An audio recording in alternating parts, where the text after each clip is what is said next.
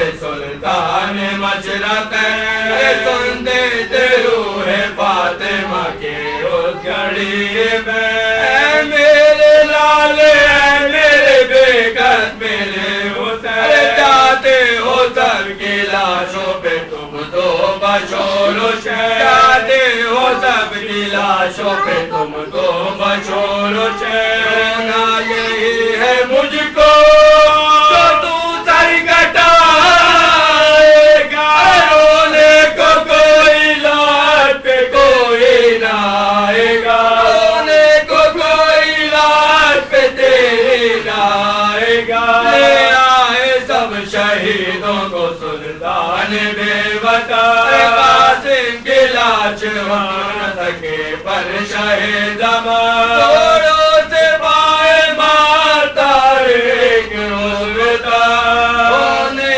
وداع لاش سے خود آئی تھی دلہن، ہونے وداع لاش سے خود آئی تھی دلہن، دلہا جو آگے لاش آئے قاسم پہ رو گئی، درویش یا شہادت عباس ہو گئی، درویش یا شہادت عباس ہو گئی، بھائی کے غم سے ٹوٹ گئی شاہ کی کمر، ناگہان میں قتل ہوا شاہ کا پتر، اکبر کے بعد وفا ملا شہ کو اس قدر، پرسا دیا کھڑے کھڑے بانوں کو آن کر، پرسا دیا کھڑے کھڑے بانوں کو آن کر، روتے ہی آئے روتے ہی رن کو چلے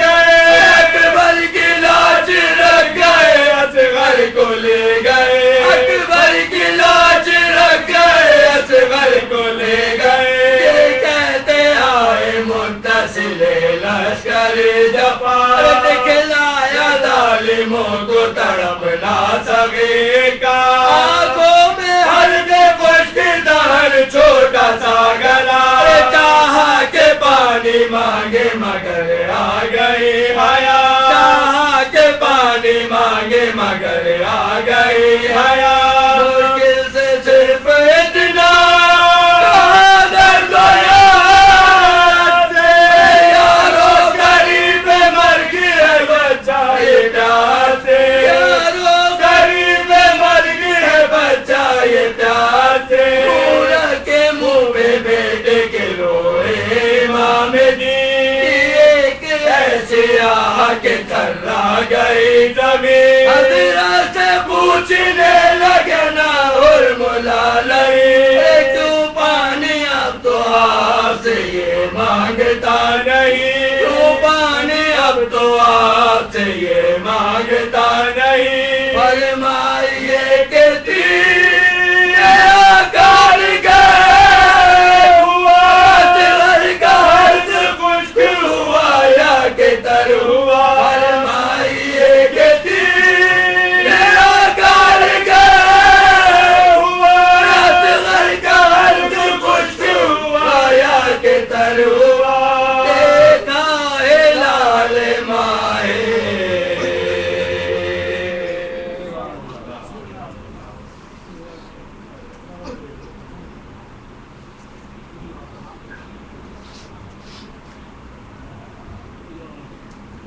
بر محمد و آل محمد بلندتر صلوات،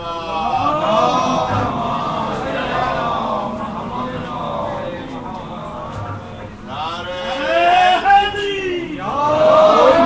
آگے آگے تشریف لے آئے، بعد میں آنے والوں کو پریشانی ہوتی ہے، آگے بڑھ جائیں۔ محمد والے محمد صلوات،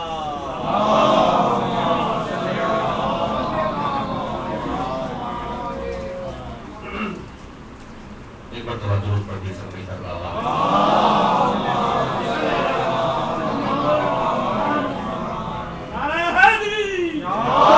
أعوذ بالله السميع العليم من الشيطان اللعين الرجيم، بسم الله الرحمن الرحيم، الحمد لله الذي هدانا لهذا وما كنا لنهتدي لولا أن هدانا الله لقد جاءت رسل ربنا بالحق والصلاة والسلام وتحية والإكرام على سيد عسل ما في الوجود سر الله في كل موجود نقطة داعرة الوجود صاحب لواء الحمد والمقام المحمود مولانا ومولا الثقلين جد الحسن والحسين أبي القاسم محمد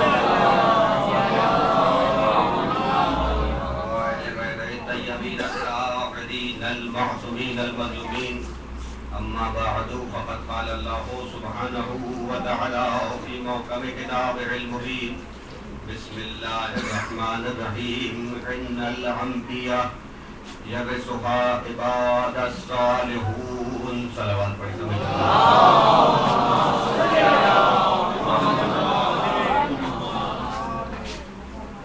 عزیزان محترم عشرائے ماہ محرم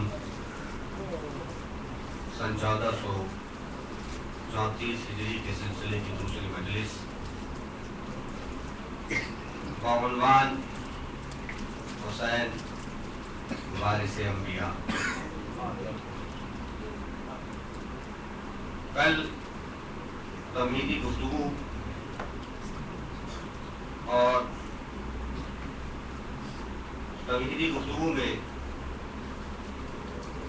مجلس حسین اور ذکر حسین کی افادیت اور اس کی اہمیت بیان کرتے ہوئے گزارشات حضرات کی خدمت میں پیش کی کہ جو معنوی فائدے ہیں گفتگو کو آگے بڑھا رہا ہوں. حسین وارث انبیاء ہیں. آپ کی شخصیت پر ہمیں گفتگو کرتے ہیں اور اپنا نذرانہ عقیدت ان کی خدمت میں پیش کرنا ہے. جنت تو ملتی ہی ہے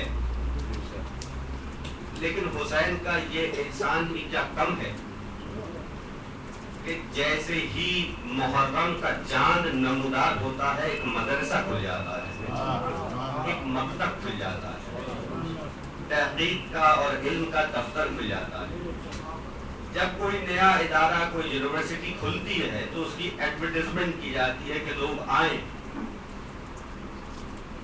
مگر نہیں معلوم کہ یہ ذکر حسین کی کیسی کشش ہے, کیسی مجلس کی ایک کشش ہے کہ کسی کو دعوت نامہ بھیجنے کی ضرورت نہیں ہے, کسی کو دعوت نامہ بھیجنے کی ضرورت نہیں ہے. ادھر چاند نمودار ہوا, ادھر دل میں ایک جذبہ پیدا ہوا, وہ جذبہ کہ جو سب چیزوں پر غالب آ جاتا ہے.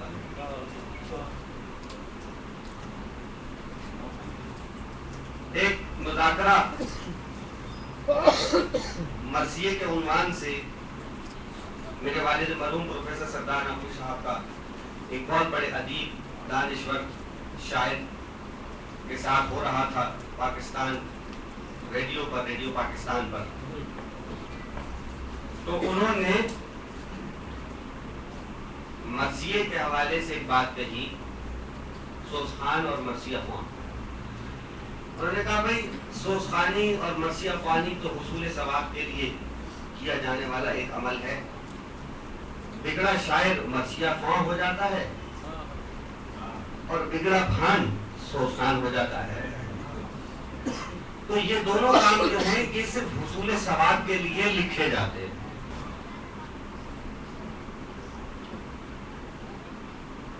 میرے والد صاحب سنتے رہے ان کی بات. جب ان کی بات تمام ہو گئی تو انہوں نے کہا کہ بھائی ان کی بات صحیح ہے کہ مرثیہ بھی حصول ثواب کے لیے لکھا جاتا ہے, سوزخانی بھی حصول ثواب کے لیے کی جاتی ہے, لیکن پہلے یہ طے کرنا پڑے گا کہ ثواب کس کو کہتے ہیں. پہلے یہ طے کر لیجئے کہ ثواب کس کو کہتے ہیں. کا ثواب اس عمل کو کہتے ہیں جس کے نتیجے میں نفس پاکیزہ ہو جائے.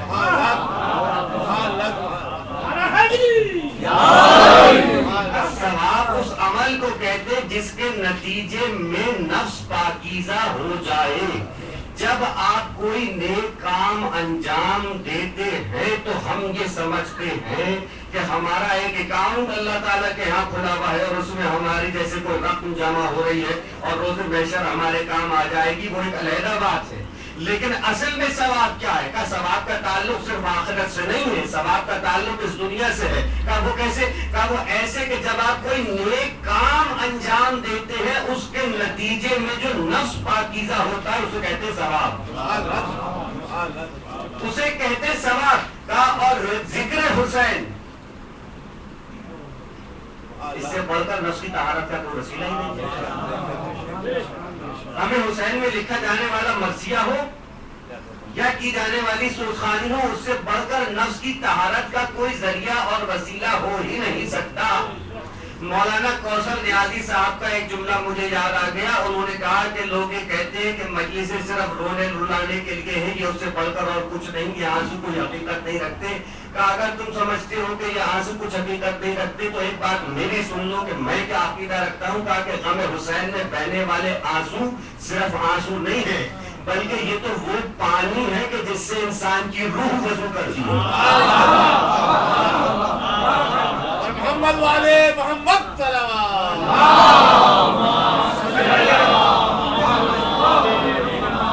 یہ وہ پانی ہے کہ جس سے انسان کی روح وضو کرتی ہے، انسان کی روح پاکیزہ ہو جاتی ہے. آنسو کے لیے پھر جملہ کام کا دے رہا ہوں. کہا دیکھیے یہ آنسو محض آنسو نہیں ہے، کربلا کا کچھ پیغام لیتے جائیے گا. میں کل بھی کہہ رہا تھا کہ آپ 68 دن تک حسین کا غم منائیں گے اور ایک بیوی کو اس کے لال کا پرسہ دیں گے تو ان آنسو میں چھپے ہوئے پیغام کو سمجھ لیجیے. کہا یہ آنسو محض آنسو نہیں ہے، پھر یہ کیا ہے؟ کہا یہ آنسو زمین قلب کی آبیاری کرتے ہیں.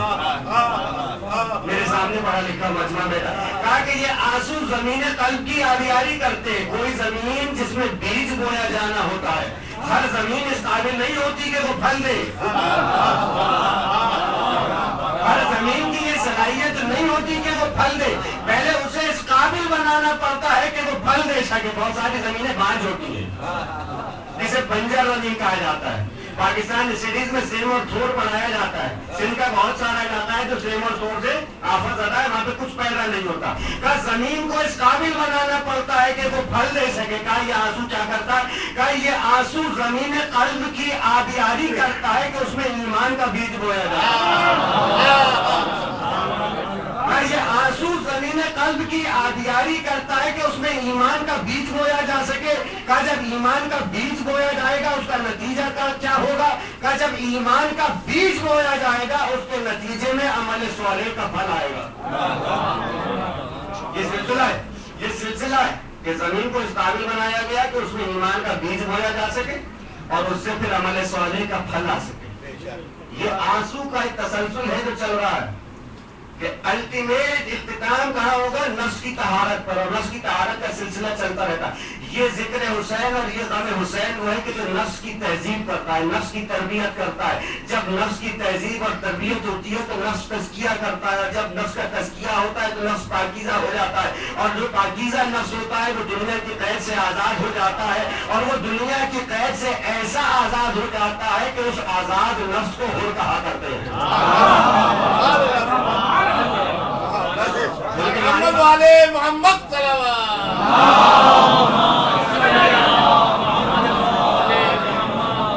دیکھیے میں کچھ گفتگو کا مختلف انداز آپ حضرات کی خدمت میں پیش کر رہا ہوں کہ کیا مقام ہے ذکر حسین کا. کہا کہ اس غم حسین کے نتیجے میں انسان کے نفس کا تزکیہ ہوتا ہے. جب تزکیہ ہوتا ہے تو نفس پاکیزہ ہوتا ہے. پاکیزہ نفس کسے کہتے ہیں؟ کہ جس کے اوپر دنیا کی آلودگیاں نہ ہو، جو دنیا کی قید سے آزاد ہو جائے، اسے کہتے ہیں حر. حر کے معنی کیا ہے؟ آزاد. دنیا کا مطلب معلوم ہے؟ دنیا ہے مؤنث. دنیا ہے مؤنث، اس کا مذکر کیا ہے؟ ادنا. دنیا ہے مؤنث، اس کا مذکر کیا ہے؟ ادنا. ادنا کا مؤنث دنیا. ادنا کا مؤنث دنیا. اور جب مؤنث ادنا ہو جائے تو کسی کی وفادار نہیں رہتی ہے. دیکھیے کچھ نمبر کے تقاضے ہیں اور میرے سامنے پڑھا لکھا مجمع ہے، مجھے معلوم ہے کہ میرا جملہ پہنچ گیا. کہا کہ جب مؤنث ادنا ہو جائے تو پھر کسی کی وفادار نہیں رہتی. عجیب بات یہ ہے کہ یہ دنیا لوگوں کی بے وفا ہے. کوئی ایسا نہیں ہے کہ جو یہاں آیا اور دنیا نے اس کے ساتھ وفا کی ہو. دنیا نے کسی کے ساتھ وفا نہیں کی. یہ جتنی بے وفا ہے لوگ اتنے ہی اس کے وفادار ہیں. جو اس کے پیچھے بھاگتے ہیں یہ ان سے آگے بھاگتی ہے.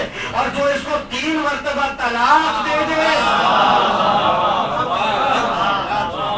اور نہج البلاغہ میں دنیا کو 3 مرتبہ طلاق دینا بتا رہا ہے کہ دنیا مؤنث ہے, اس لیے کہ جو طلاق دے رہا ہے وہ شاہ مردہ ہے. محمد والے محمد صلی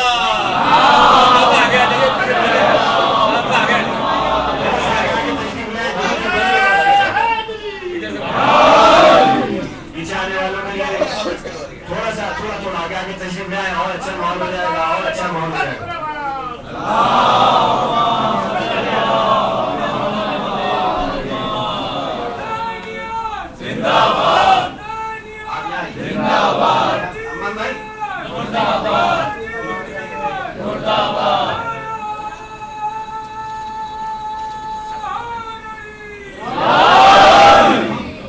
اگر امن بھائی کل بھی دیر سے آئے تو پھر میں یہ سمجھوں گا کہ پاکستان ریلوے میں کام کرتے ہیں, کیونکہ مستقل دیر سے آنا تو پاکستان ریلوے والوں کا کام ہے. تو کل سے آپ وقت پہ آئیے گا, یہ بہت بہتر ہوگا آپ کے لیے. دیر سے پہنچنا جو ہے وہ آل رسول کی سنت نہیں. دیر سے کچھ اور لوگ پہنچتے ہیں, ہم تو وقت پہ پہنچ گئے. ضرور پڑھیے گا, سبھی کر رہا ہے.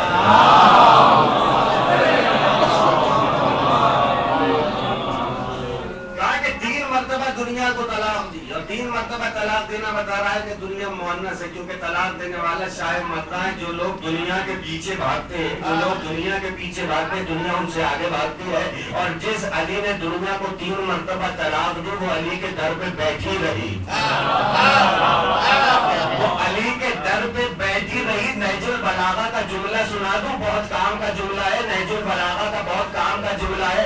کہا کہ یہ خلافت میرے لیے حلق کی ہڈی ہو گئی ہے.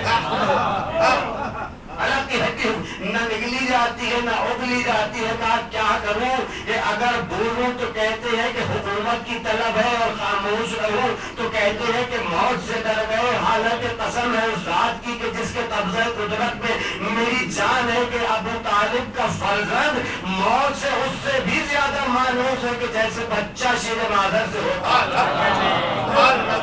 جیسے بچہ شیر مادر سے ہوتا ہے. یہ لفظ کی طرح سے عدالت جملہ بہت کام کا آ گیا. شاید کسی منزل پر میں نے کہا تھا, کہا کہ یہ دنیا علی کے در پہ بیٹھی رہی. علی نے کبھی دنیا کی طرف نہیں دیکھا, لیکن حسن کا کمال یہ ہے کہ اس دنیا کو ایک کاغذ کے پردے میں لپیٹ کے دشمن کے حوالے کر دنیا تمہارے لیے, یہ تم رکھو, ہم الگ ہے, تمہارا معاملہ الگ ہے. شیر بہت کام کا آ گیا. حسن نے دنیا دے کے بتایا کہ سامراجیت ہو جس کی روش ہے وہ راج نہیں. شیر بہت کام کا ہے. سامراجیت ہو جس کی روش یہ وہ راج نہیں. ارے صاحب الامر کسی تاج کا محتاج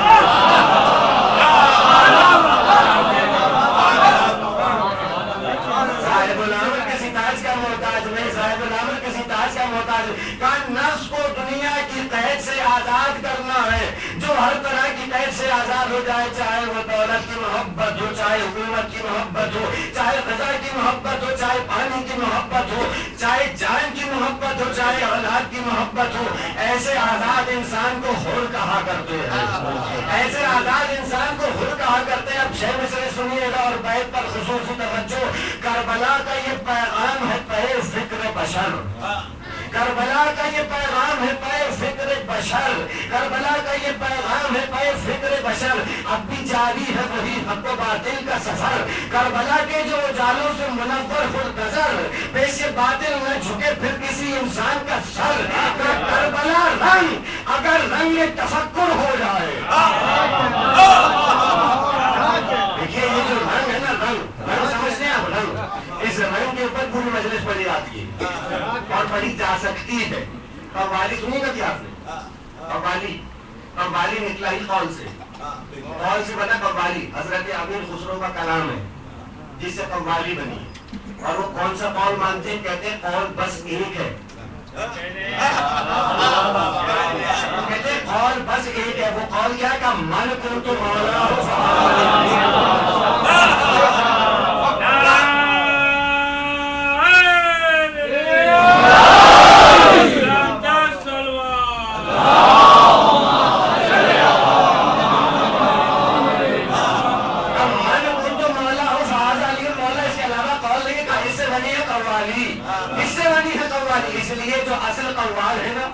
وہ جب قوالی شروع کریں گے تو من کنت مولا سے شروع کریں گے،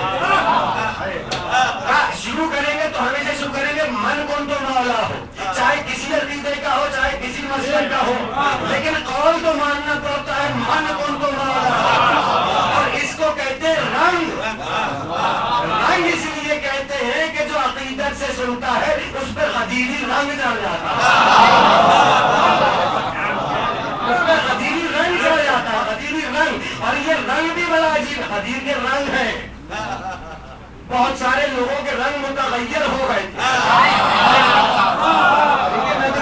غریبی رنگ ہے، کچھ لوگ خوشی سے سرخ ہو گئے اور کچھ کے چہرے زرد ہو گئے کہ یہ کیا ہو گیا۔ تو قدیر میں لوگوں کے رنگ تو بدلے ہیں نا، دیکھیں یہ کون سا رنگ چلتا ہے۔ تو کربلا کا بھی ایک رنگ ہے، اور اگر وہ رنگ تفکر کا رنگ ہو جائے تو نتیجہ کیا ہوگا؟ چھٹے مصرے پر خصوصی توجہ کہ پیش باطل نہ جھکے پھر کسی انسان کا سر، پیش باطل نہ جھکے پھر کسی انسان کا سر۔ کربلا رنگ اگر رنگ تفکر ہو جائے، کربلا رنگ اگر رنگ تفکر ہو جائے، ارے نفس آزاد ہو اس طرح کے ہو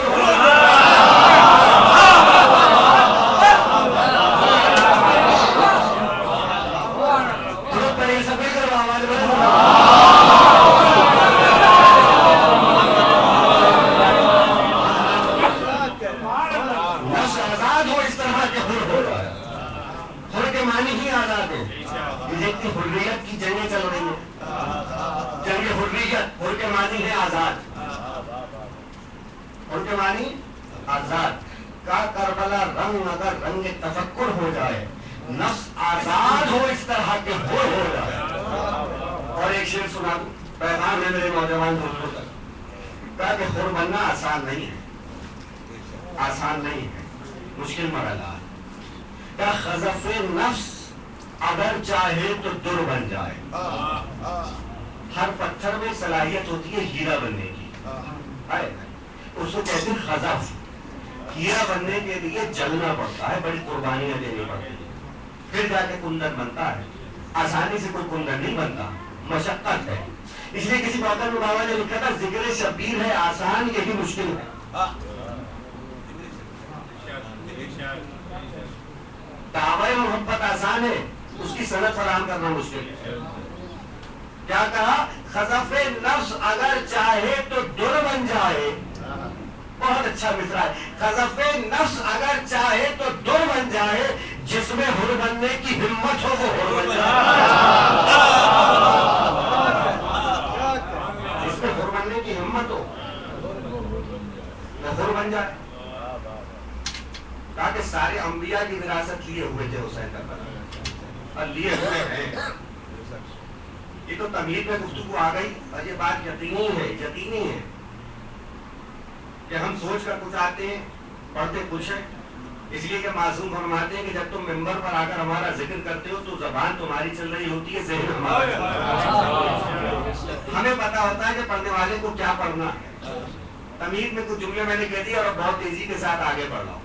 حسین وارث انبیاء ہیں، اور یہ بات صحیح ہے کہ ہر آنے والا نبی گزر جانے والے نبی کی خصوصیات رکھتا تھا اور وارث ہوتا تھا۔ یہ سلسلہ آدم سے لے کر خاتم النبیین تک گیا، اور خاتم النبیین کل انبیاء کے وارث قرار پائے، ان کی ہدایت کے بھی اور ان کے تمام کمالات کے بھی۔ جب ان کی کمالات کی منزل معراج پر پہنچے تو جس صورت میں جلوہ گر ہوئے اس صورت کو خاتم النبیین کہتے ہیں۔ خاتم النبیین کے وارث علی ہوئے، علی کے وارث حسن ہوئے، حسن کے وارث حسین ہوئے۔ کہا حسین سارے انبیاء کے وارث ہیں، لیکن ایک خصوصیت قدرت نے حسین کو ایسی دے دی ہے کہ جو نہ کسی نبی کے حصے میں آئی ہے نہ کسی ولی کے حصے میں آئی ہے۔ ایسی خصوصیت پروردگار نے حسین کو دے دی۔ کہا وہ خصوصیت کیا ہے؟ بھائی ایسا حسب نسب تو کسی کو نہیں ملا.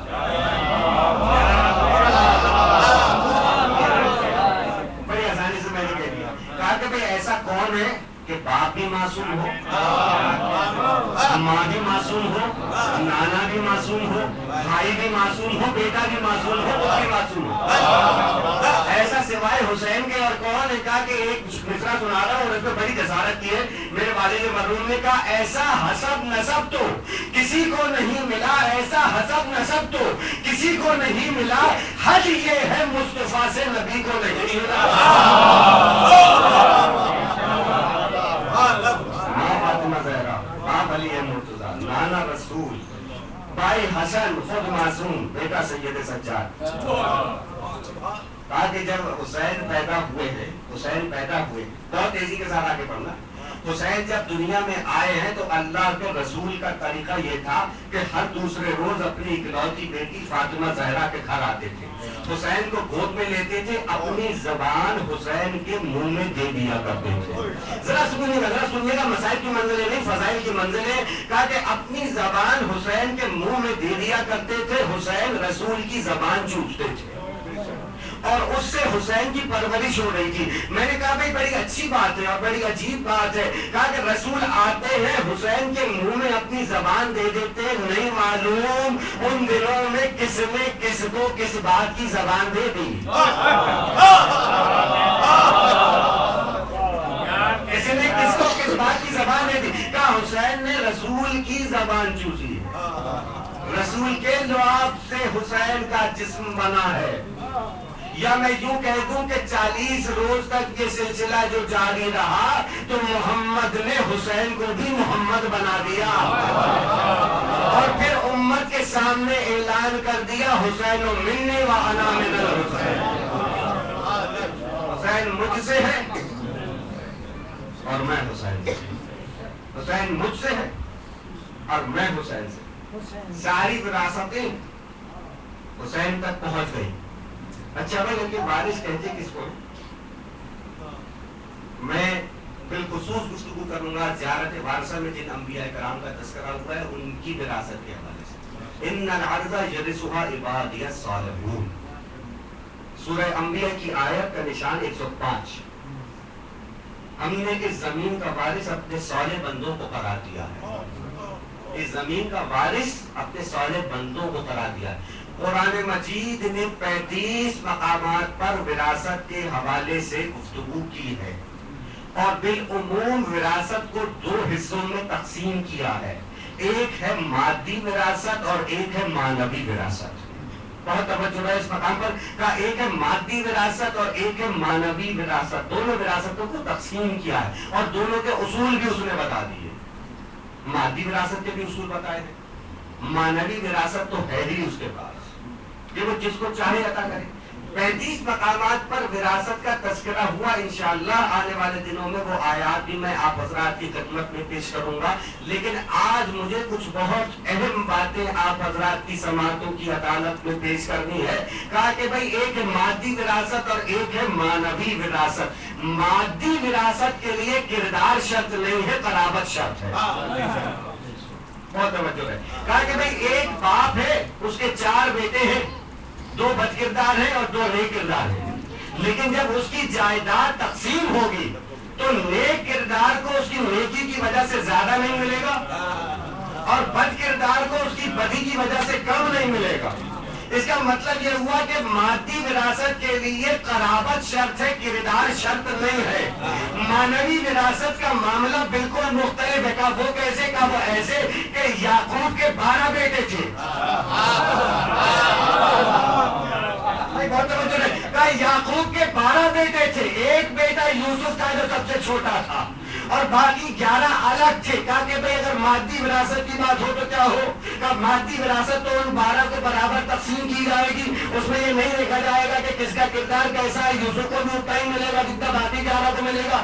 لیکن جو معاملہ قرآن نے بیان کیا, جو قصہ قرآن نے بیان کیا وہ بڑا اہم ہے اور وہ بڑا دلچسپ ہے اور وہ بڑا خوبصورت ہے. پورا قرآن کا واقعہ بڑا خوبصورت ہے, اتنا خوبصورت کہ جو سارے قصے خوبصورت ہیں, ان خوبصورت قصوں میں اسے سب سے خوبصورت قصہ کہا گیا ہے احسن القصص. سورہ یوسف احسن القصص ہے. کہا کیا معاملہ ہے؟ معاملہ یہ ہے کہ یوسف نے ایک روز خواب دیکھا کہ 11 ستارے یوسف کو سجدہ کر رہے, اور یہ بھی عجیب بات ہوئی کہ قرآن نے ستاروں کو کواکب کہا ہے. کواکب. یوسف خواب دیکھ رہے ہیں کہ 11 ستارے, ایک چاند اور ایک سورج سجدہ کر رہا. اپنے بابا کو بتایا تو بابا نے کہا اپنے بھائیوں کو نہ بتانا کہ وہ حسد کریں گے. ہیں ستارے, 2 نبیوں کی بزم میں رہتے ہیں. ہیں ستارے, 2 نبیوں کی بزم میں رہتے ہیں لیکن حسد کرنے کی عادت نہیں جاتی. دیکھیے میں کچھ نہیں کہہ رہا ہوں, یہ قرآن کہہ رہا ہے اور مجھے بہت تیزی کے ساتھ آگے بڑھنا ہے. کہا کہ کوکب کہا ہے قرآن نے, کوکب والشمس والقمر. کہا کوکب, کہا حسد کریں گے. ستارے ہیں قرآن کی نظر میں, کہا ان کو نہیں بتانا کہ حسد کریں گے. بھائی بھی ہیں مگر پھر بھی حسد کریں گے. کہا کہ ان ستاروں کا کام کیا ہے؟ ان ستاروں کا یہ کام نہیں ہے کہ یہ خود منصب دار بن جائیں. ان ستاروں کا کام یہ ہے کہ جو منصب دار ہے اس کا اتباع کریں. ستارے اگر یہ دعویٰ کرنے لگے کہ ہم منصب دار ہیں تو یہ حقیقت نہیں ہے. حقیقت کیا ہے کہ انہیں منصب دار کا اتباع کرنا ہے. شاید اسی منزل کے لیے مرزا غالب نے لکھا تھا نا, ہے کواکب کچھ نظر آتے ہیں, کچھ دیتے ہیں دھوکہ, یہ بازیگر کھلا, یہ بازیگر کھلا. کہا کہ بھائی جناب یوسف علیہ السلام کے 11 بھائی ہیں لیکن ان سب کا کردار مختلف ہے.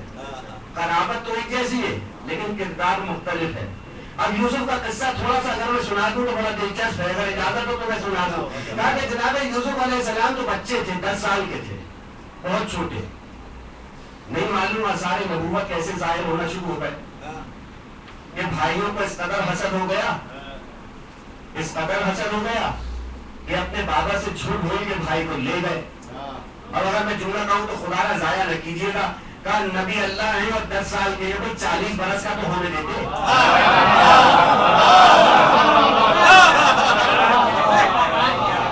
نبی اللہ ہے ابھی 10 برس کے, 40 برس کا تو ہونے دیتے, مگر نہیں, آثار نبوت ظاہر ہونے لگے. یہ وراثت مانوی وراثت ہے.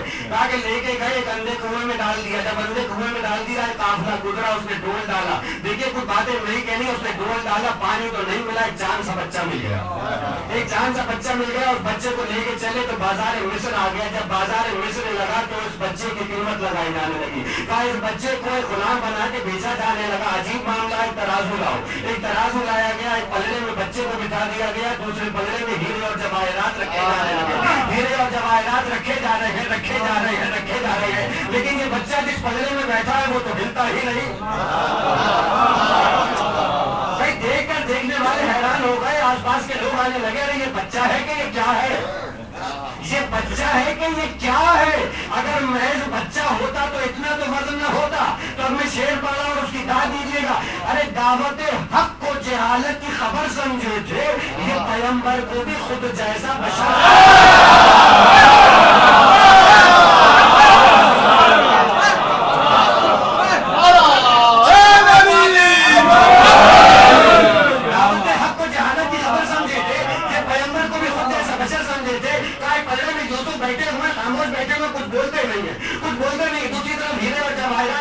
لگے. جب پلڑا اٹھتا ہی نہیں تو بازار کے لوگ دیکھنے کے لیے جمع ہو گئے کہ یہ ماجرا کیا ہے, یہ ماجرا کیا ہے. کہ پلڑے میں رکھے جا رہے ہیرے اور جواہرات, ہیرے اور جواہرات رکھے جا رہے, لیکن جب تمام ہیرے اور جواہرات ختم ہو گئے, ایک مرتبہ بچہ بولا. کہا کیا بولا؟ کہا بھائی کاغذ قلم لا دو, کاغذ قلم لا دو. دوڑ کے گئے, کاغذ قلم لے کے آ گئے. صرف ایک معجزہ دیکھا, لیکن اتنے سمجھ میں آ گئی کہ اگر یہ معجزہ دکھا رہا ہے تو کاغذ قلم میں ہمارے ہی فائدے کی بات ہوگی.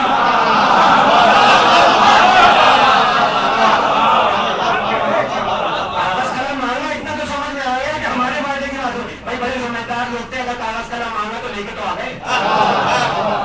کاغذ قلم لے آؤ, دوڑ کے گئے, کاغذ قلم لے کے آ گئے, کہا کہ بھائی لاؤ مجھے دو, بسم اللہ الرحمن الرحیم, توجہ ہے, بسم اللہ الرحمن الرحیم, کہا سارے ہیرے اور جواہرات ہٹا دو, سارے ہیرے اور جواہرات ہٹا دو, اس لیے کہ سارے ہیرے اور جواہرات نبوت کے وزن کے برابر نہیں ہو سکتے, سارے ہیرے اور جواہرات نبوت کے وزن کے برابر نہیں ہو سکتے, سارے ہیرے اور جواہرات ہٹا دیے گئے. جس پرچے پر بسم اللہ الرحمن الرحیم لکھا تھا وہ پرچہ جیسے ہی دوسرے پلڑے میں رکھا گیا, وہ پلڑا نیچے ہو گیا, یوسف کا پلڑا اوپر ہو گیا.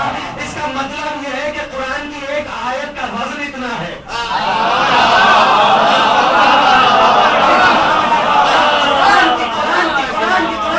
قرآن کی ایک آیت کا وزن اتنا ہے کہ اگر دوسرے پلڑے میں رکھ دی گئی تو یوسف کا پلڑا اوپر ہو گیا, بسم اللہ کا پلڑا نیچے ہو گیا. اور قرآن کہتا ہے کہ ہم نے اس قرآن کو, اس وزنی قرآن کو پورے کا پورا قلب محمد پہ نازل کر دیا. محمد والے محمد صلوات.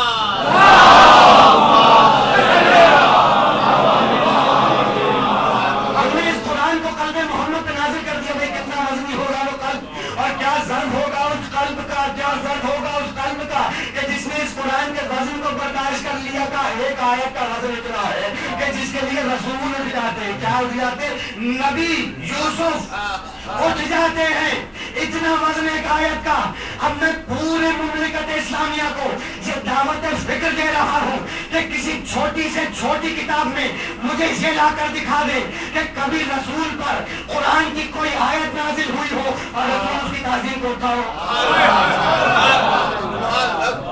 رسول کی تعظیم کو اٹھے, کہا کہ اگر قیام میں تھے تو قیام میں رہے, بیٹھے تھے تو بیٹھے رہے, لیٹے تھے تو لیٹے رہے, کھڑے تھے تو کھڑے رہے, سفر میں تو سفر میں رہے, حجر میں تھے تو حجر میں رہے, قیام میں تو قیام میں, رکوع میں تو رکوع میں, سجود میں تو سجود میں. جس عالم میں رسول ہے اسی عالم میں آیت کو وصول کیا ہے. اب اگر یہ رسولوں کا رسول کسی کی تعظیم کو اٹھا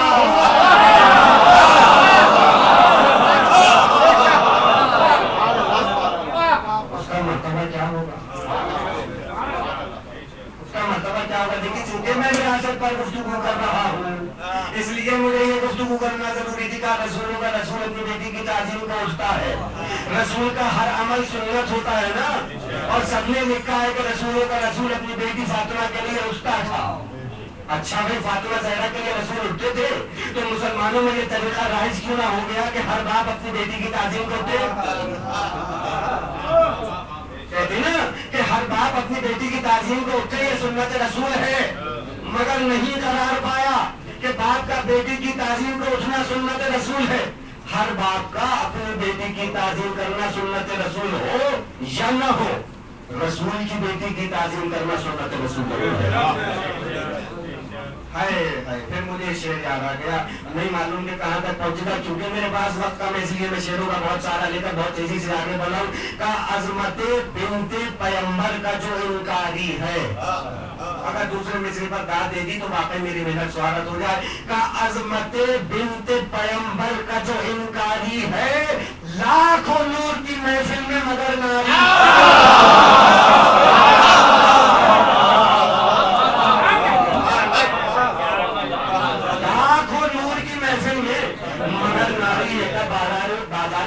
یوسف کے خریدار آ رہے ہیں, خریدار. اچھا بھائی بہت سارے لوگ ہیں, خزانے بھی. ایک واقعہ لکھا ہے, وہ واقعہ سن لیجئے. منتظمین دوسری مجلس کے میرے سامنے, بہت تیزی سے مجھے آگے بڑھنا. بہت سارے خریدار ہیں, ان میں ایک بوڑھی عورت بھی آ گئی, ایک بوڑھی عورت بھی آ گئی. اور اس بوڑھی عورت کی کل کائنات کتنی ہے,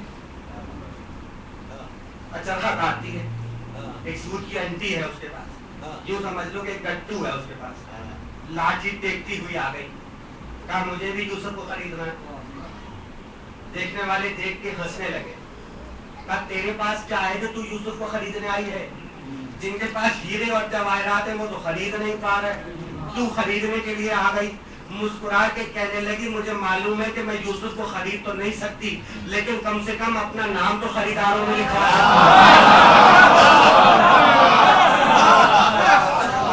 کم سے کم اپنا نام تو خریدار خریداروں میں لکھوا سکتی ہوں. بس یہی پیغام میرا آج کے لیے ہے کہ روز محشر جب حسین سے ملاقات ہو تو یہ سینے پہ ماتم کے نشان دکھا کے کہہ دینا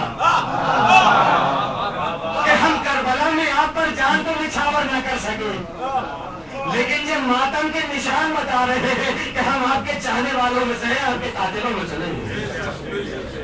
آپ کے چاہنے والوں میں سے ہیں, آپ کے قاتلوں میں سے نہیں. ہمارا نام ان کے چاہنے والوں میں آ جائے. پیغام لے جاؤ, اور پیغام یہ ہے کہ اس بوڑھی عورت نے یہ پیغام تمہیں پہنچا دیا کہ یہ انتظار نہ کرو کہ ظلم کے خلاف آواز اٹھانے کے لیے کوئی بہت بڑی طاقت تمہارے ساتھ ہو, کوئی بہت بڑا لشکر تمہارے ساتھ ہو, کوئی بہت ساری تلواریں تمہارے ساتھ ہو. دنیا کے جس کونے میں جہاں بھی تم ظلم دیکھو تو جس حد تک اس پر احتجاج کر سکتے ہو کرو. یہی حسینیت ہے, یہی حسینیت ہے. کہا کہ میرا نام تو خریداروں میں آ جائے. میں تو اپنی کل کائنات لے کے آ گئی ہوں, بس اس لیے کہ میرا نام خریداروں میں آ جائے. کہا کہ بازار سے آگے بڑھ گئے, اس محل میں پہنچ گئے, محل سے قید خانے میں پہنچ گئے, اور قید خانے میں فرشتہ ان کے پاس آیا. عجیب بات یہ ہے کہ وہ 11 بیٹے جو نبی کی بزم میں رہتے تھے ان کے پاس نہیں آیا, بلکہ ایک یوسف جو قید میں تھے ان کے پاس آ گیا. یہ ہوتی ہے معنوی وراثت, کیونکہ کردار تھا اور اللہ نے ان کو چن لیا تھا, اس لیے قید خانے میں بھی فرشتہ ان کے پاس آ گیا. اور میں ایک بات کہا کرتا ہوں کہ بادشاہ اگر قید ہو جائے تو بادشاہ نہیں رہتا, نبی اگر قید میں ہو تو بھی نبی رہتا ہے. اس کے معنی یہ ہے کہ نبوت اور ہے, بادشاہت اور ہے. پھر مجھے ایک شیء یاد آ گیا, مثل اللہ و نبی آتا ہی رہتا ہے, اللہ کا کرم ہے, پروردگار کا بڑا احسان ہے مولا کا. اور شیر یاد آ گیا, میں کیا کروں, پڑھتا ایک شیر ہے مرزا غالب کا. شیر کیا ہے, مصرع ہے, مشغول حکم بندگی پوترا میں. اچھا, غالب ندی میں دوست سے آتی ہے بوئے دوست, مشغول حکم بندگی پوترا میں. جب اصل شاہد و شہود و مشہور ایک ہے, حیران ہوں پھر مشاہدہ ہے کس حساب. غالب ندی میں دوست سے آتی ہے بوئے دوست, مشغول حق ہوں بندگی بوتراب میں.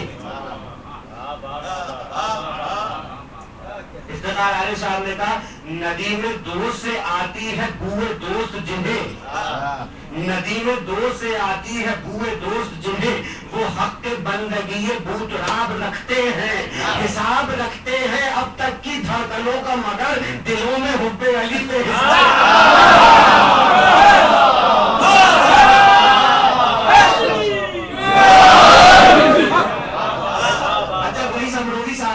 کچھ لوگ آئے محفل کرانے کے لیے اور انہوں نے کہا جناب مصرع طرح دے دیجیے, مصرع طرح دے دیجیے. تو وہی صاحب کسی سوچ پہ گم تھے, انہوں نے مصرع کہنے کے بجائے کہا بھائی مصرع ہے مشغول حق بندگی بوترا. کہنے والوں نے کہا غالب کے مصرع پر مصرع, ارے غالب کے مصرع میں کون مصرع لگائے گا, قبلہ آپ کو مصرع کہہ دیجیے, غالب کے مصرع لگانا تو بہت مشکل کام ہے. انہوں نے کہا بھائی اب مصرع بھی یہی آیا ہے, آپ کو دینا ہے دیجیے, نہیں دینا مجھے اپنا کام کرنے دیجیے, آپ جائیے. چلے گئے لوگ, کہا بھائی اب مصرع تو دے دیا انہوں نے, اعلان کر دیا, محفل کا اعلان کر دیا, مصرع طرح ہے مشغول حق ہوں بندگی بوتراب میں. لکھنے والوں نے لکھے اس لیے کہ مولا عطا کرتے ہیں. اچھا میں یہاں پہ چھوڑ کے جا رہا ہوں, کل مجھے یاد دلائیے گا, آنے سے پہلے مجھے کوئی یاد دلا دی کہ میں نے یہاں گفتگو روکی ہے. تو کل ایک واقعہ سناؤں گا. کہا کہ بھائی اسی پہ مصرع لگانا ہے مشغول حق ہوں بندگی بوتراب میں. تو ایک خاتون شاعرہ ہے جن کو غالباً کلام بھی نہیں پڑھنا تھا, ان کا نام ہے آبدہ کرامت. انہوں نے جو مصرع لگایا ہے اس پر جتنی داد ہو سکے دے لینا, اس لیے کہ میں نے جب یہ مصرع سنا تھا تو 10 منٹ تک تو کچھ پڑھا ہی نہیں. اس کے بعد جب میں نے پڑھا, کہتی ہیں آواز سور پہ بھی نہ چوکوں تو جانی ہو,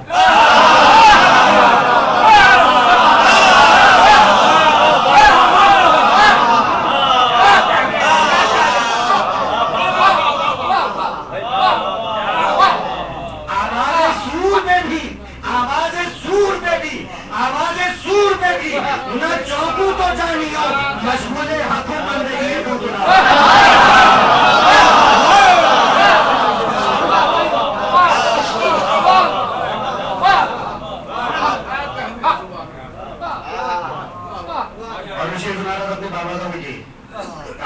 بھی تو نبی ہوتا ہے چاہے حاکم ہو یا نہ ہو. مثل اللہ و نبی حق کا ولی مولا ہے. مثل اللہ و نبی حق کا ولی مولا ہے. ارے ہو خلیفہ کے نہ ہو پھر بھی علی مولا ہے.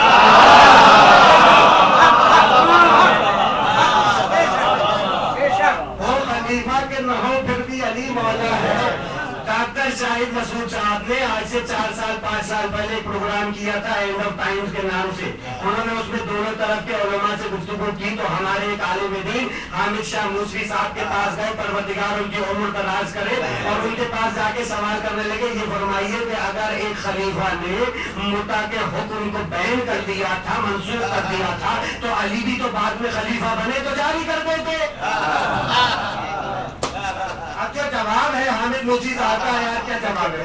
کہا کہ بھائی بلائے علی والے کہا کہ حامد موسوی صاحب کہا کہ بھائی خلیفہ تو علی بھی بنے, تاریخ میں علی خلیفہ بنے, تو جب خلیفہ بنے تو ان کا حکم منسوخ کر کے اس کو جاری کر دیتے. کہا ارے یہی بات تو سمجھنے کی ہے.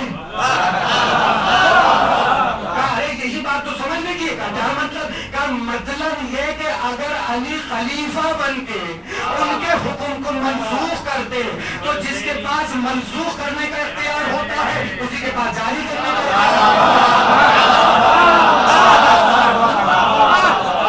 دلیل کیا استدلال ہے. استدلال کا جس کے پاس منسوخ کرنے کا اختیار ہے جاری کرنے کا اختیار بھی اسی کے پاس ہے. اگر علی خلیفہ بن کے منسوخ کر دیتے تو شاید امت کے پاس یہ دلیل آ جاتی کہ بھئی جب خلیفہ بن کے منسوخ کیا تھا ایک خلیفہ نے جاری کر دیا. کہ چاہے جتنے ہی خلیفہ جو بھی حکم جاری کر لے علی نے مانا کب ہے؟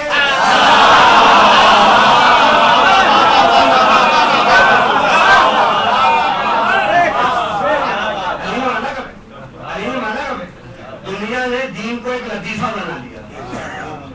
دنیا نے دین کو ایک لطیفہ بنا لیا. جب چاہا جس کو چاہا خلیفہ بنا لیا. جب چاہا جس کو چاہا خلیفہ بنا لیا. میں نے رسول حق سے سنا ہے یا علی مدد. میں نے جب سے رسول حق سے سنا ہے یا علی مدد میں نے بس اسی کو اپنا وظیفہ بنا لیا. دنیا نے دین کو لطیفہ بنا لیا. جب چاہا جس کو چاہا خلیفہ بنا لیا. بھائی یہ جو مسئلہ ہے کربلا کا یہ وراثت کا ہی تو مسئلہ ہے, وراثت انبیاء ہی کا تو مسئلہ ہے. حسین تھوڑی گئے تھے کسی کے پاس, یہ تو حسین کے پاس آئے ہیں اور آ کر کہا آپ بیعت کیجئے. عجیب بات یہ ہے کہ ساری مملکت تو بیعت کر چکی اور جمہوریت کہتے ہی اسے ہیں کہ جس کے پاس 51 ووٹ ہو جائے وہ جیت جاتا ہے. ابھی الیکشن ہوا ہے نا, کل کی مسجد میں شاہ فیصل کا کہہ رہا تھا کہ امریکہ میں ابھی صدارتی الیکشن ہوا ہے تو اتنے چینلز نے دکھایا کہ جمہوریت سے تو سب واقف ہو گئے. جمہوریت کے معنی یہ ہے کہ ایک ووٹ بھی کسی کا زیادہ ہو گیا تو وہ حاکم ہو گیا, وہ حاکم ہو گیا. کہا بھئی عجیب بات یہ ہے کہ یزید کی بیعت تو ساری مملکت نے کر لی تھی, ایک حسین کے بیعت نہ کرنے سے کیا فرق پڑ رہا ہے؟ سب کا ووٹ اس کی طرف, مگر پھر بھی اس کا اصرار کہ حسین بیعت کرے. اس کا یہ اصرار بتا رہا ہے کہ ساری مملکت کا ووٹ مل کر بھی ایک حسین کے ووٹ کے برابر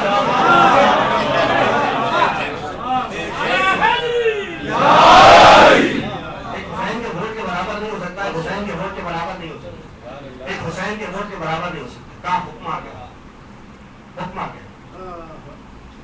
حسین سے کہو کہ بیعت کرے. ولید حاکم ہے گورنر کا, 28ویں رجب ہے. 4 لوگوں کے نام تھے نا جو باپ نے کہا تھا یہ بیعت نہیں کریں گے اور باقی چیزیں شاید کر دیے, حسین اتنے عزیز کو کچھ نہیں کریں گے.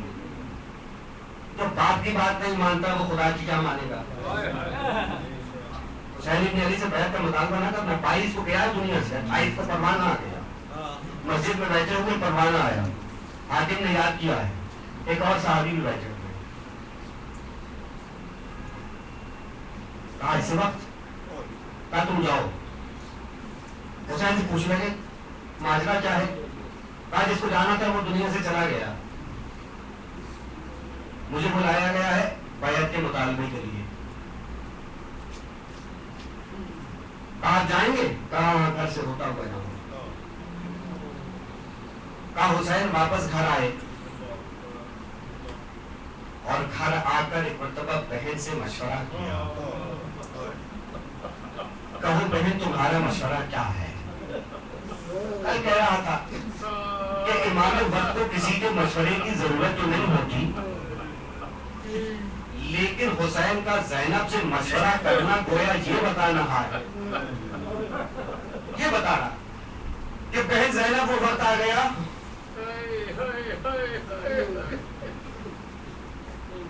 جس کا انتظار تھا، بچپن سے جس کے لیے تیار کیا جا رہا تھا، وہ وقت آ گیا۔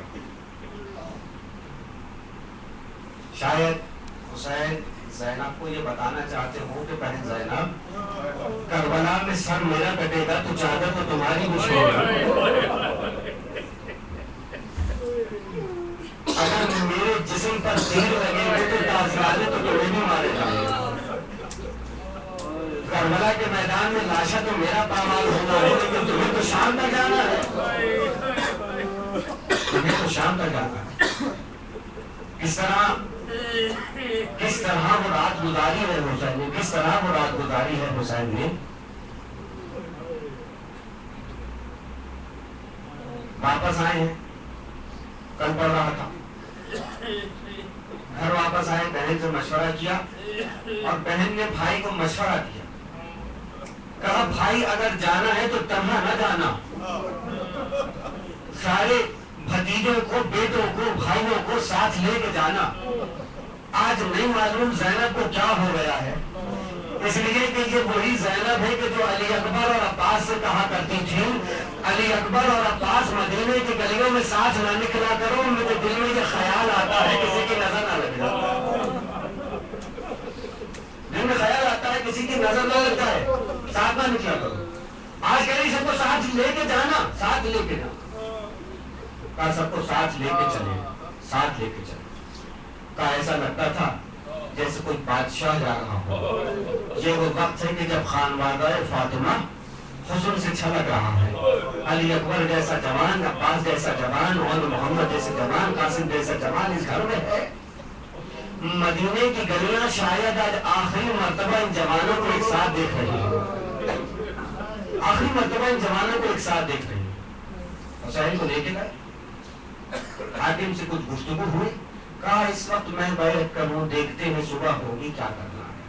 واپس آئے تو عباس سے کہا بھیا عباس اب مدینہ رہنے کے قابل نہیں رہا، بھیا عباس اب مدینہ رہنے کے قابل نہیں رہا، تیاری کرو، تیاری کرو۔ سامان سفر کی تیاری ہونے لگی اور حسین اپنے گھر میں نہیں رکے، بقیہ آ گئے، بقیہ آئے اور سب سے پہلے آ کر نانا کے روضے پر سلام کیا، کہا نانا نواسے کا آخری سلام قبول کیجیے۔ حسین کا آخری سلام قبول کیجیے، واپس آنا ممکن نہ ہوگا۔ نانا سے کچھ گفتگو ہوئی، نانا سے گفتگو کے بعد اپنے بھائی حسن کی قبر پہ آئے، کہا بھیا حسن بھائی کو اجازت۔ حسن کی قبر سے رخصت ہو کر جیسے ہی ماں کی قبر پہ نظر پڑی، لکھنے والوں نے لکھا ہے حسین اس طرح سے دوڑے ہیں، اس طرح سے دوڑے ہیں جیسے کوئی چھوٹا سا بچہ ہو جو بہت دنوں کے بعد اپنی ماں کی گود میں لے جاتا ہو، گود میں جاتا۔ کہا قبر پہ گئے، خود کو قبر پہ گرا لیا اور قبر پہ گرا کے کہا ماں حسین آیا ہے، اب دعا کرنا، اب دعا کرنا کہ اللہ حسین کو استقامت دے۔ اس وقت میں جب علی اکبر کے کلیجے سے سنا اللہ حسین کو استقامت دے، اس وقت میں جب قاسم کا پامال لاشا جمع کر رہا ہے، اللہ حسین کو استقامت دے اس وقت میں جب عباس کے بازو اٹھانے ہوں، اللہ حسین کو استقامت دے اس وقت میں جب آن محمد کے لاشیں لے کے آنے۔ یہ کہہ کر رخصت ہوئی، ماں کی قبر سے رخصت ہوئی۔ عباس بھی اپنی ماں سے رخصت ہوئے، اور جب عباس اپنی ماں کے پاس آئے تو ام المؤمنین نے عباس سے کیا کہا؟ کہا عباس دیکھو ایک بات ذہن میں رکھنا، وہ فاطمہ زہرا کے بیٹے ہیں، وہ شہزادی کے بیٹے ہیں، تم کنیز کے بیٹے ہو، دیکھو وفاداری میں کوئی کمی نہ آنے پائے، روز محشر مجھے خاتون جنت کے سامنے شرمندہ کرو۔ عباس بھی رخصت ہو گئے، قافلہ روانہ ہو گیا، مکے پہنچا، مکے میں قیام رہا، مکے میں قیام کے بعد جب یہ قافلہ کربلا پہنچا، ایک مقام ایسا آ کہ جہاں گھوڑا آگے نہیں بڑھتا 7 مقام 7 گھوڑے امام حسین علیہ السلام نے تبدیل کیے ہیں. جب 7 گھوڑے آگے نہ بڑھے کہا کہ بھائی اس بستی میں کوئی بزرگ ہو جو اس بستی کے نام جانتا ہو تو ان کو بلاؤ. کہا کہ کچھ لوگ آئے, مختلف نام بتائے, غازریہ بتایا, نینوا بتایا, شط فرات بتایا, مختلف نام بتائے. کہا نہیں کوئی اور نام بتاؤ. کوئی بوڑھا آیا, کہا اس زمین کا نام ہے کربلا. کہا تو بھی تاریخ تھی نا, جب زینب نے کربلا کا چاند دیکھا تھا, تاریخ کا چاند کربلا نے دیکھا ہے زینب نے. کہا اس زمین کا نام ہے کربلا. آپ مجھے اللہ کے کوئی برگزیدہ بننے لگتے ہیں, آپ سے میری التجا یہ ہے کہ اس زمین پر زیادہ دیر قیام نہ کیجیے, اس لیے کہ یہ زمین اللہ کے ولیوں کو راس نہیں آتی. بس یہ سننا تھا کہ حسین نے گھوڑے کو چھوڑ دیا, سواری سے اترا ہے, کہا بھیا پاس خیمے لگا دو, اب قیامت تک کسی زمین پہ رہنا, اب قیامت تک کسی زمین پہ رہنا. آخری جملے تقریر میری تمام ہونے جا رہی ہے. کہا اب قیامت تک کسی زمین پہ رہنا ہے. خیمے لگا دیے گئے. جب خیمے لگائے جانے لگے, ایک بار زینب نے فضا سے کہا جاؤ ذرا بھیا حسین کو کہو کہ ثانیہ زہرا زینب نے بلایا ہے. فضا نے آ کے پیغام دیا کہ زینب یاد کرتی ہے. حسین آئے, کہا بھائی زینب کیا بات ہے. کہا بھیا یہ کیسی جگہ پہ رکے ہو, یہ کیسی جگہ پہ رکے ہو. کہا ماجرا کیا ہے. کہا بھیا جیسے ہی جہاں ہماری سواریاں رکی, جہاں ہماری سواریاں رکی, میں نے ایک مٹھی خاک اٹھائی, سونی تو تمہارے خون کی بو آتی. کہا بھیا یہ کیسی جگہ ہے کہ جیسے ہی ہماری سواریاں رکی ایک ہوا ایسی چلی کہ میرے سر سے ردا چھلک گئی, میرے سر سے ردا ہٹ گئی. سکینہ کے بالوں پہ گرد جم گئی. جتنے جلد ممکن ہو اس زمین سے نکل چلو. کہا زینب قیامت تک کسی زمین پر رکنا ہے, معلوم کرو یہ زمین کس کی ہے. پتہ کیا گیا یہ زمین سہیل اور سہیل کی ہے. بلایا گیا, کہا زمین خریدنی ہے. زمین خریدی گئی, واپس ادا کر دی گئی. کہا کہ بس 3 شرائط ہیں جن پر یہ زمین واپس ادا کرتا ہوں. اپنا منزل دیکھو, اپنا مقام دیکھو کہ اس آخری وقت میں تمہارا آقا حسین تمہیں کس طرح سے یاد کرتا ہے, تمہارا آقا حسین تمہیں کس طرح سے یاد کرتا ہے. کہا کہ بھائی ہمارا بس تم سے یہ کہنا ہے, ہمارا تم سے بس یہ کہنا ہے, بس 2-3 باتیں کہنا. ہمارا تم سے بس یہ کہنا ہے کہ جب کبھی ہمارا کوئی تو اسے اپنا مہمان بنانا, اور جب کبھی ہمارا کوئی زائر آئے تو اسے ہماری قبروں کے نشان بتا دے.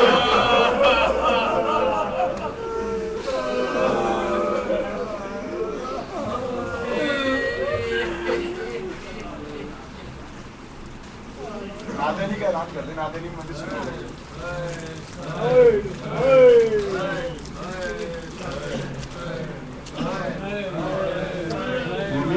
نادری معمار کا تصویر جو چلے وہاں مجلس اللہ شروع ہو چکی ہے. مجلس میں ثانی سیول حسین کا بڑا ساتھ کریں گے. ملے گا تجھے شبیر سبھائی زینب نہ ملے گا تجھے شبیر سبھائی زینب ڈھونڈنے جائے گی گر ساری خدائی زینب نہ ملے گا تجھے شبیر سبھائی زینب نہ ملے گا تجھے شبیر سبھائی زینب. اپنے اشکوں سے جلا شام میں غریباں کے چراغ, اپنے اشکوں سے جلا شام میں غریباں کے چراغ, اشکوں سے جلا شام میں غریباں کے چراغ. تو ہے چراغوں کی کاری زینب نہ ملے گا تجھے شبیر سبھائی زینب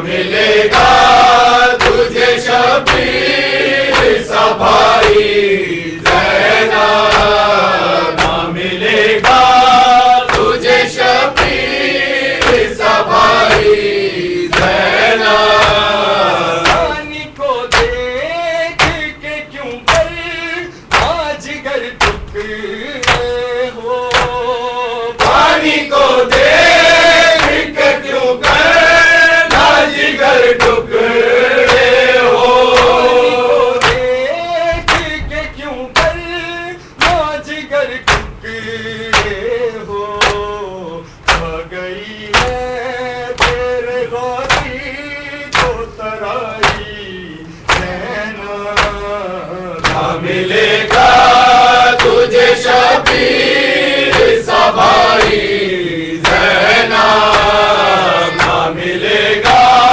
تجھے شبیر سا بھائی زینب، جانے کیا شان غریباں میں ستم ٹوٹے ہیں، جانے کیا شام غریباں میں ستم ٹوٹے ہیں، شان غریباں میں ستم ٹوٹے ہیں، عمر بھر چین سے پھر سو نہیں پائی زینب، نہ ملے گا تجھے شبیر سا بھائی زینب، نہ ملے گا تجھے شبیر سا بھائی